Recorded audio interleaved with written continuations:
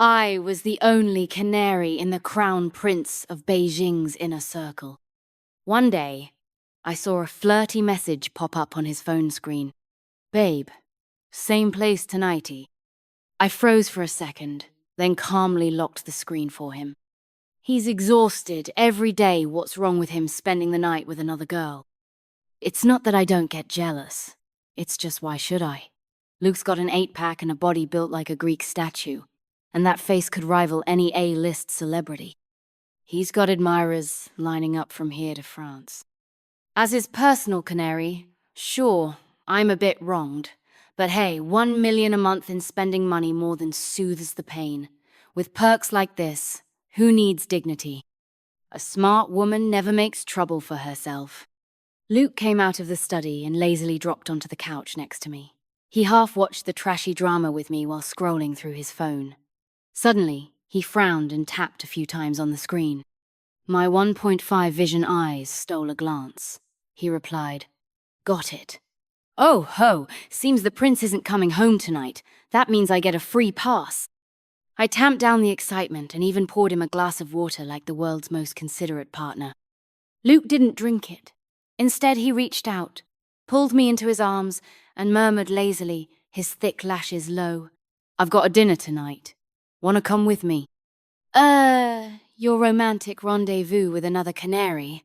I don't need to tag along like I'm part of your little play. I grumbled internally, but outwardly I replied meekly, "You go ahead. I don't really fit in at those things." Luke gave a casual, and didn't insist. He just hugged me like a giant cat for a while, before lazily grabbing his coat and heading out. The moment he left, I called my bestie and headed straight for Club Row. "How'd your man let you out tonight?" my friend teased. I was ogling the hot new DJ while replying, "Luke's not around, so I figured I'd cut loose a bit." My friend laughed, then dropped a bomb. "I heard you and Luke are getting engaged?" My grip on my glass tightened. "What?" "Jack said Luke's been planning the engagement. Sounds like it's gonna be big." "Girl, you really landed Beijing's crown prince. People are gonna lose it when they find out." I slowly drained the last of my drink, and only replied after a long pause, "Forget what they think, I'm pretty shocked myself." She tried to keep talking, but I played dumb and changed the subject. Still, my thoughts were spiraling. Luke and I had a contract. Pretend to be a sweet, loving couple in public, to appease his nagging parents and fend off those seductive socialites. Behind closed doors, I was just his kept woman. But now, he's getting married. Married to who? Does our agreement still count then? My head spun like a tornado. After 2 more drinks, I was ready to dance the stress away, but just as I stood up, a commotion stirred near the bar's entrance. I instinctively looked over and saw a group of young men and women walk in. One guy stood out, tall, refined, and downright regal. The bar's flashing lights hit his stupidly perfect face like a spotlight. Everyone around him naturally gathered close, almost orbiting him. "What the hell, Luke? What's he doing here?" Wasn't he supposed to be out on some late-night tryst? Maybe I stared too hard, because he suddenly glanced in my direction. I panicked and shrank into the booth, not daring to breathe. Game over. My whole act in front of him is that of a sweet little bunny. If he sees me here smoking and drinking, he'll probably launch me into orbit. I glanced at my bestie tearing up the dance floor and quietly grabbed my bag, ready to bolt for the bathroom. First things first, hide. Luke and his crew would definitely go to a private room. Once they're in, I'll slip out. But nope, they sat down right next to my booth. Laughing, joking, it was a whole scene. Every girl in the place turned to look. I curled into the shadows, barely moving, sneaking glances only when the server brought over drinks. Of course, Luke sat directly across from me. He was turned sideways, listening to some girl chatter, his profile sharp as ever. I ducked back instantly, my soul screaming. "Crap! What now? If I move, he'll spot me." Just as I was plotting my escape, I caught bits of the convo from their booth. "Not drinking, Luke." "Nah, you guys go ahead. I get it. Your girl doesn't like the smell of booze. Then why'd you ask? Luke lounged there, toying with his phone, a faint smile on his lips. You guys have fun. I'm gonna call her. Ooh, they all teased. I blinked, stunned. What girl? I've never complained about the smell of alcohol in front of him. So he really does have another canary. Bastard. While I was spiraling, my phone buzzed in my bag, loud and obvious in the quiet booth area. Oh God, who the hell is calling me now? Heart pounding. I fumbled to silence it and exhaled in relief, only to see the caller ID. Luke? Why the hell is he calling me? I can't answer. I won't answer. I just sat there, trembling, waiting for him to hang up. It's usually my bath time around now. He'd probably assume I was in the shower. Sure enough, he didn't call again. I exhaled like I'd survived a bomb. Peeking out, I saw him staring at his phone, unreadable. No time to think what that meant. I seized the moment and got up to sneak away when a stranger's eager voice rang out next to me. Hey, gorgeous. You okay? Look like you took a fall. Need help getting up? Still curled up, I waved him off quickly and whispered, No, I'm good. But the guy wouldn't drop it. Come on, babe, you're totally flushed. You sure you're okay? I'm red 'cause I'm freaking out, jackass. I had zero patience for this mid-tier creep and just shot him a cold look. I'm fine. Please leave. He gave a sleazy grin. Oh, come on, don't be like that. No harm in having a little fun with me. As he leaned in to grab me, his sleazeball move caught people's attention. My panic spiked until a cold, familiar voice came from behind him. Didn't you hear her say leave? I froze, then shut my eyes in utter despair. Game over. Total chaos in the Northwest, as they'd say. When Luke puts on that cold face, the pressure is unreal, like nothing could grow within a 3-kilometer radius. The average dude scratched his nose awkwardly and slunk away. And just like that, I was screwed. I tried to explain, but Luke only shot me a dark, condescending look before turning to his friends and saying he had something to deal with, then walked off. I panicked and ditched my bestie, scrambling after him. Even after getting into the car, Luke didn't say a word to me. I fumbled to buckle my seatbelt, and he slammed on the gas, pressing me hard against the seat. I didn't dare make a peep. I nearly dropped to my knees on the spot to serenade him into forgiveness. Seriously, what do I do to calm this human time bomb? Say I was possessed? Pretend I was just passing by? Is he going to dump me out of the car right now? Just as I was shivering with fear, the car stopped. We were home. Luke got out, walked around the front, and yanked open the passenger door, then threw me over his shoulder as I was trying to sneak out. Luke! His shoulder pressed against my stomach. It was a bit uncomfortable, and I squirmed a little. He gave my back a light smack. If you've got that much energy, then keep me company tonight. I had no idea how to respond. My ears flushed red in an instant, and I froze on his shoulder like a statue. Sometimes I'm so exhausted I feel like calling the cops. If history didn't prove otherwise, I'd think I personally built the pyramids of Egypt tonight. Hugging my pillow, I sighed and texted my bestie that I was still alive. Moments later, someone lay down behind me. He smelled like me, same shampoo, same steam from the shower. Out of habit, I started turning to curl into his arms, but then that awkward scene at the bar flashed through my mind. I stiffened, stuck in a weird limbo.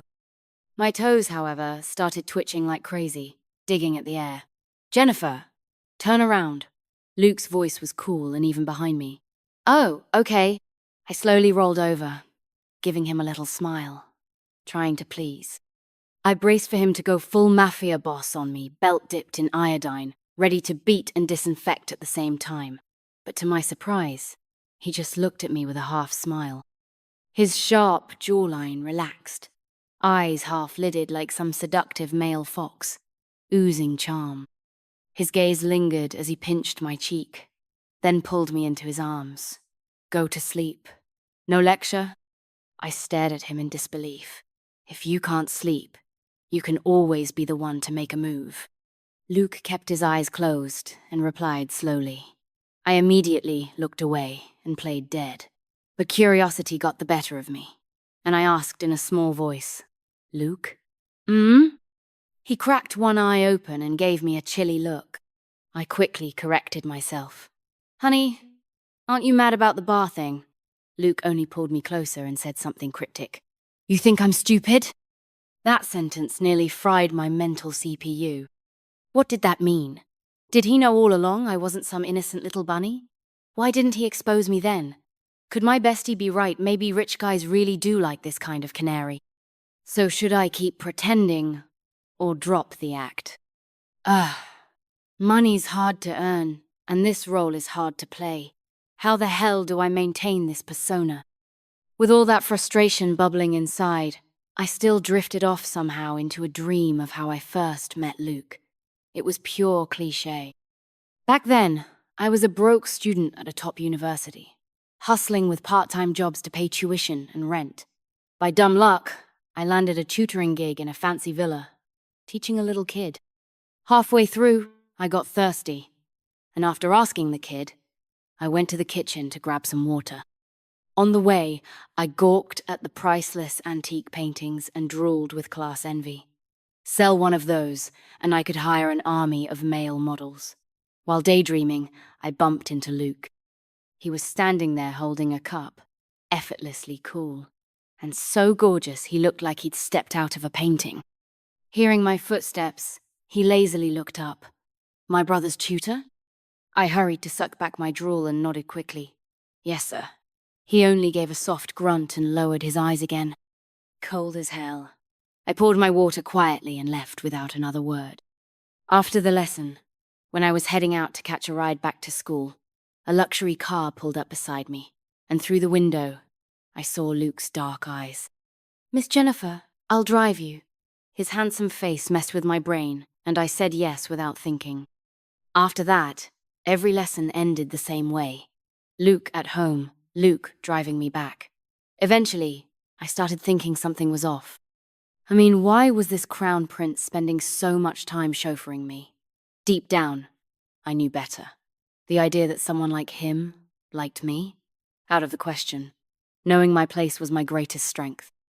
That was until the night he drove me back to campus, and we ran into my dad's debt collectors. My dad had died, but his debts lived on. These guys screamed about making the daughter pay. If this were a Korean webtoon, it'd run for hundreds of chapters.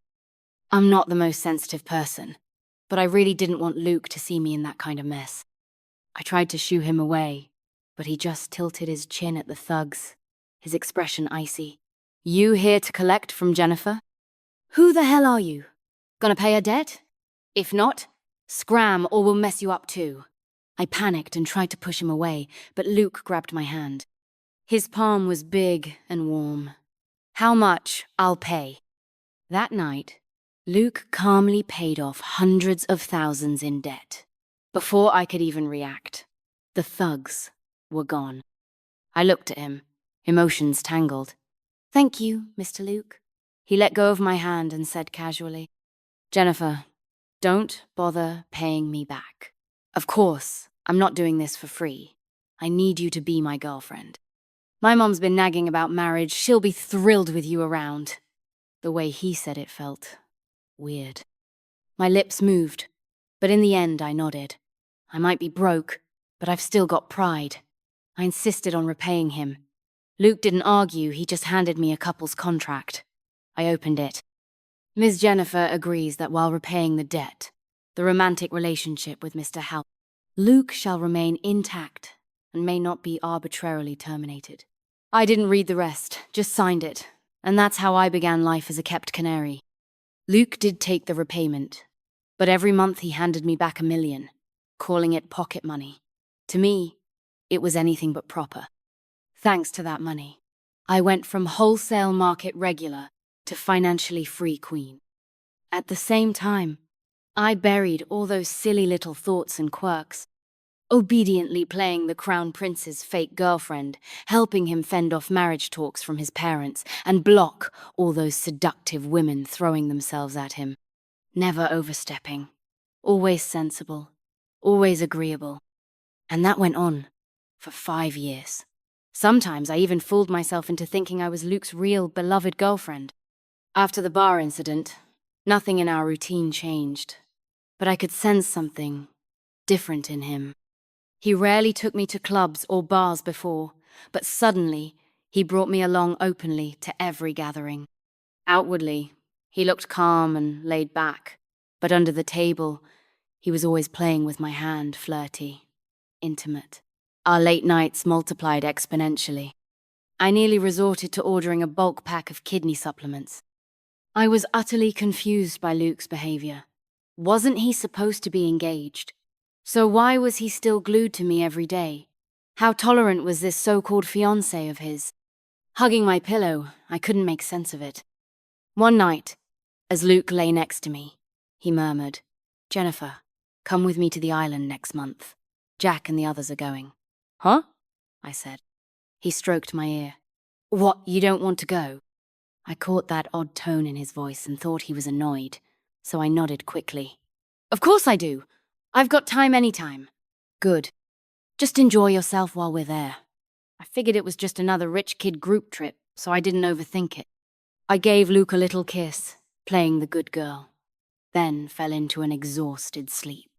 In my dreams, I kept feeling someone rubbing my fingers ticklish, so much that I mumbled and curled closer to the warm chest beside me, only to be wrapped up tightly in someone's arms. Just as I was slowly packing for the island trip, something unexpected happened. One day, while waiting for Luke at a restaurant, a woman sat down across from me carrying a limited edition Hermès bag and enough arrogance to match.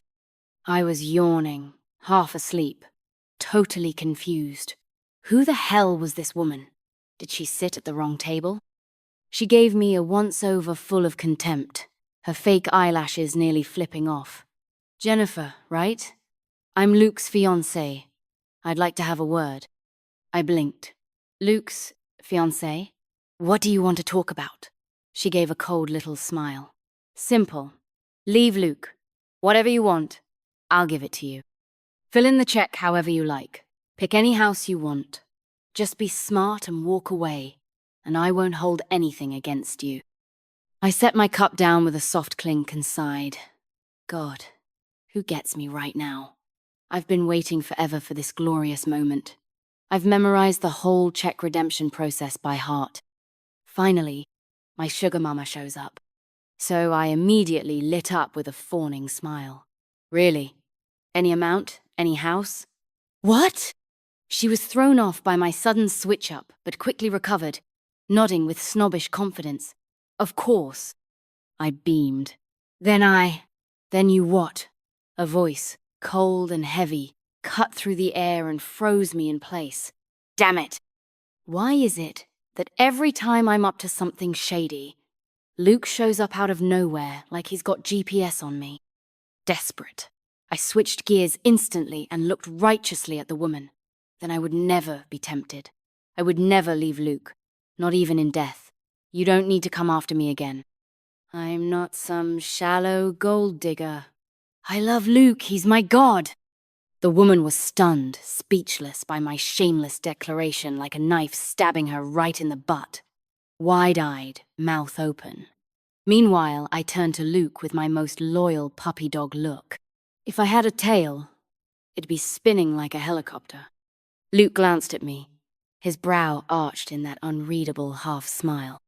Then he lifted his hand, pressed my neck lightly, and gave my cheek a squeeze right in front of the woman before turning to her, eyes turning frosty.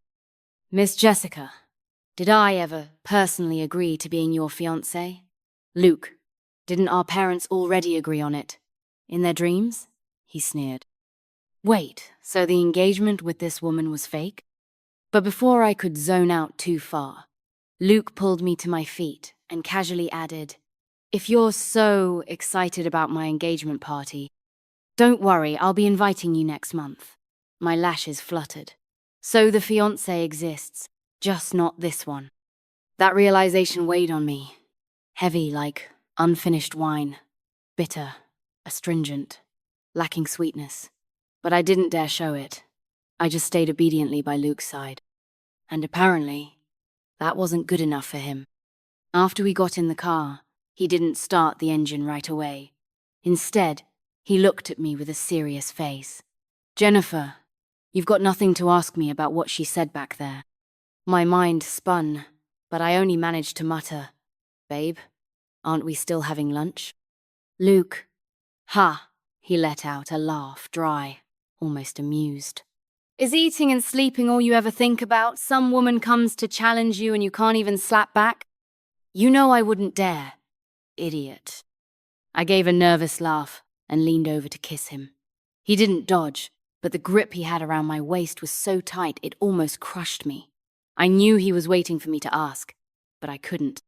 I was afraid of the answer. Especially with the engagement still a month away, I could at least get 1 more million out of it. If I confronted him now, I might lose that. And who says no to money?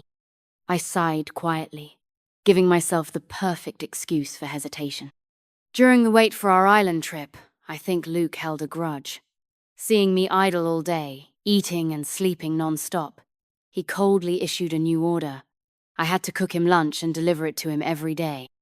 I was dumbfounded. But even pigs would lose their will to live after seeing my cooking. Luke glanced at me while tightening his tie. "Then learn. No matter how it turns out, I'll eat it."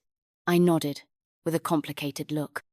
Turns out this Crown Prince is a total masochist. Before leaving, Luke added one more thing in an odd tone. "There's a family banquet coming up. You'll attend with me. Someone will come by later to take your measurements for the dress." I nodded obediently. To please my sugar daddy, I started studying recipes right after they took my measurements. I nearly blew up the kitchen, but I finally managed to cook something. Giddy with excitement, I carried that pile of poop straight to Luke's office. As the Crown Prince of Beijing's elite, of course his company sat in the most luxurious part of the city. I rarely came here only to help cover up a scandal or two. I prided myself on being well-behaved and low maintenance. The front desk girl saw me and immediately ushered me into the CEO-only elevator with the utmost respect. Not gonna lie, I felt a sudden rush of capitalist superiority.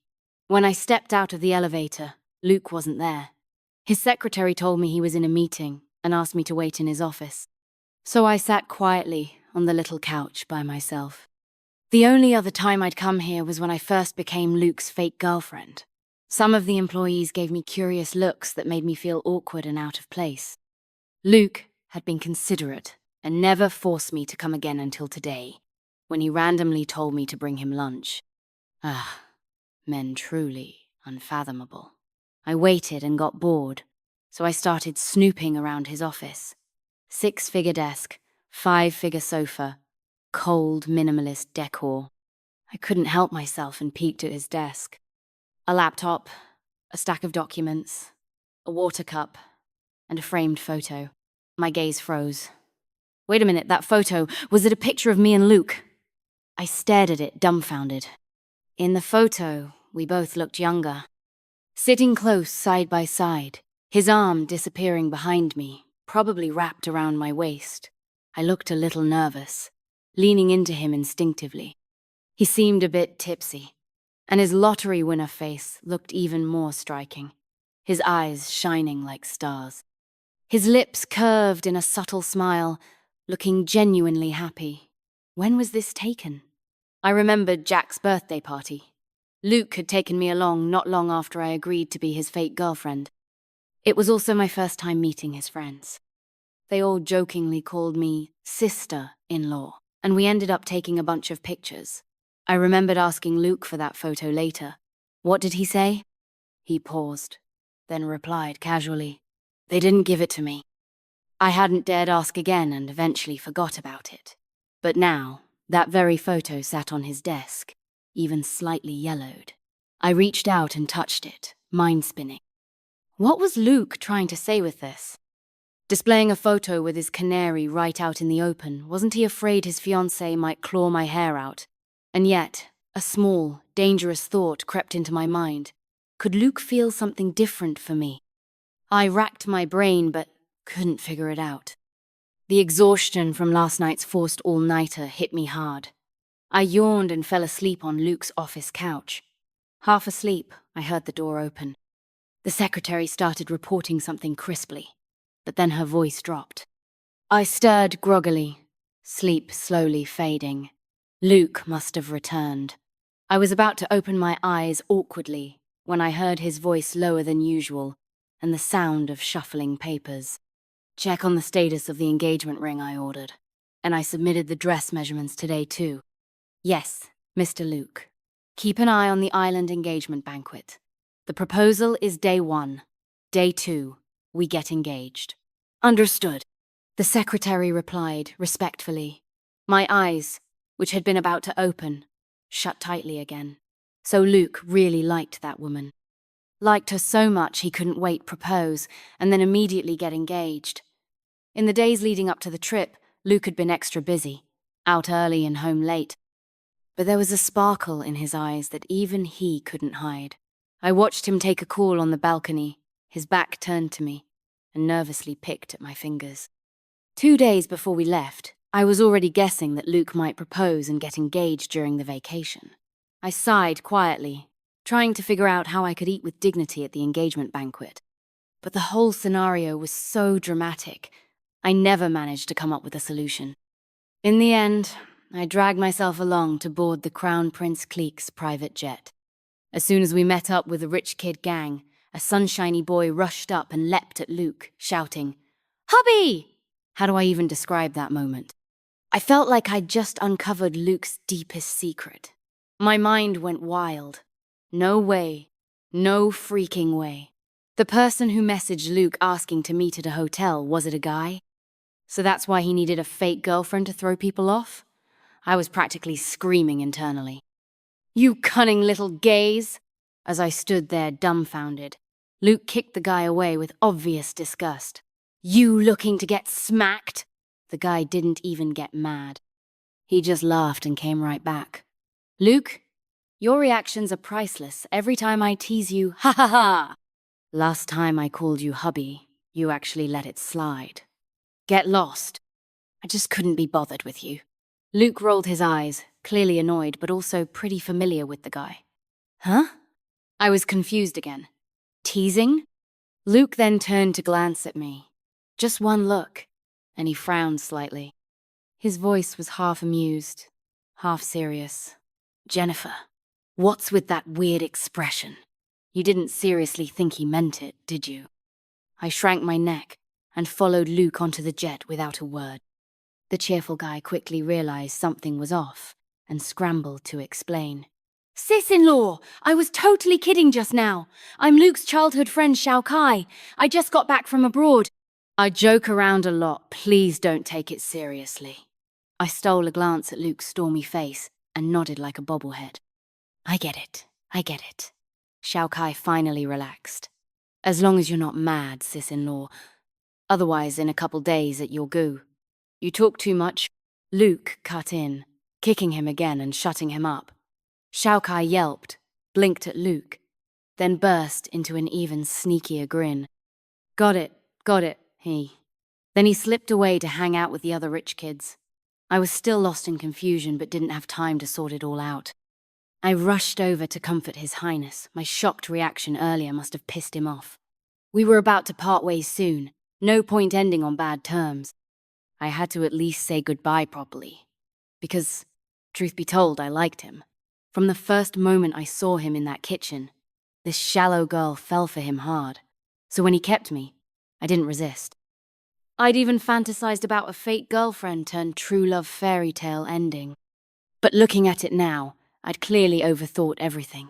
Feeling a rare wave of sadness, I gathered my courage and reached out to hold Luke's hand, quietly carrying a hope I knew would never come true. His earlier frown softened, his expression warm and relaxed. He turned and kissed me on the temple with a helpless sigh. Jennifer, you really are an idiot. His tender tone made me even more upset. Yeah, I was the idiot who secretly fell for her sugar daddy. Once we arrived at the island, Luke was constantly busy. I didn't want to embarrass myself, so I stayed quietly in the hotel. My mood was in the gutter, I even considered cracking open 2 bottles of wine to work up the courage and crash his proposal, but it was just a thought. One night, I waited and waited, but Luke never came back. I glanced out the floor-to-ceiling window and saw something romantic being set up on the beach. Oh? Was someone proposing? Are beach proposals trending or what? Just then, my phone buzzed. It was a message from Luke. Jennifer, come to the beach. I was a little confused, but went downstairs as told. I don't know what kind of luck I had that day, but on my way there, a dozen handsome men handed me roses. They smiled kindly, teasingly. At first I was puzzled, but then my heart started beating faster. Slower, but deeper. It felt orchestrated. Just like in dramas where the heroine gets proposed to in the final act. In that electric moment, a wild thought popped into my head. So wild, I didn't dare think it twice. I wandered onto the beach in a daze and saw Luke standing in the very spot I'd seen from the window. Tall and striking, drop-dead handsome, surrounded by all his friends. So it really was Luke proposing. He looked straight at me and beckoned like he was calling over a puppy. Jennifer, come here. I pressed my lips together and slowly walked over. Luke. He cut me off, voice low and shaky, eyes glinting. Jennifer, I think you've already guessed. I fell for you the moment I saw you in my kitchen. We've known each other 5 years. Been together 5 years. I want to spend the next decades with you. It's time we change what we are. As I stared at him, totally blank, he dropped to one knee and pulled out a 10-carat diamond ring, so blinding it nearly fried my retinas. Then he said, Jennifer, will you marry me? I was stunned, completely frozen. It felt like a nuclear bomb had gone off over my head. My ears rang, my vision blurred, my brain lit up with fireworks. Luke was proposing? To me? My heart started racing. Seeing Luke's serious, nervous gaze and the excited cheers around us, I finally snapped out of it and stammered. So, the whole canary to wife trope really happened to me, huh? As soon as the words left my mouth, everything went dead silent. I could literally see Luke's face cycle through panic, confusion, disarray, then sheer emotional breakdown at lightning speed. Finally, he laughed. A pissed-off kind of laugh. He gritted his teeth. What the hell is this canary trope? I mumbled. Weren't we in that kind of arrangement before? You even had me sign a contract. Now that you've proposed, it's a canary rising to power. Luke took a deep breath, visibly restraining the urge to strangle me. I sensed something was off and asked cautiously, Wait, isn't it? Luke stood up, and without hesitation, slid the massive ring onto my finger. His laughter was sharp and cold. You always manage to blindside me with your insane imagination. I've never thought of you as some damn canary. From the day we started dating, I saw you as my girlfriend. That contract, it was to protect your dignity. I didn't want some minor debt getting in the way of our relationship. Even though he was furious, Luke made everything crystal clear. My eyes widened in disbelief. I'd always treated him like a sugar daddy I couldn't confess to, but he'd seen me as his girlfriend all along. As everyone around us burst into laughter, Luke leaned in and pulled me into a hug. With a teasing smile, he whispered in my ear, But since you seem to like that kind of dynamic, maybe we should try it for real. I flinched, my back already aching. Honey, wait, let me explain. Term of endearment accepted. Excuse denied. I pouted, but still melted happily into his arms. So it was all there, all along. This cool, aloof man once insisted on driving me home, paid off my debts, kept our photo on his desk, secretly prepared a proposal, invited me to the island with a casual tone, knew all my goofy quirks, and loved me anyway. I giggled as I hugged him tight, heart bursting with joy. Luke, can I tell you a secret? What is it? Back in your kitchen, that first day I fell for you too. At that, Something exploded in Luke's always calm eyes. Fireworks. Brilliant and beautiful.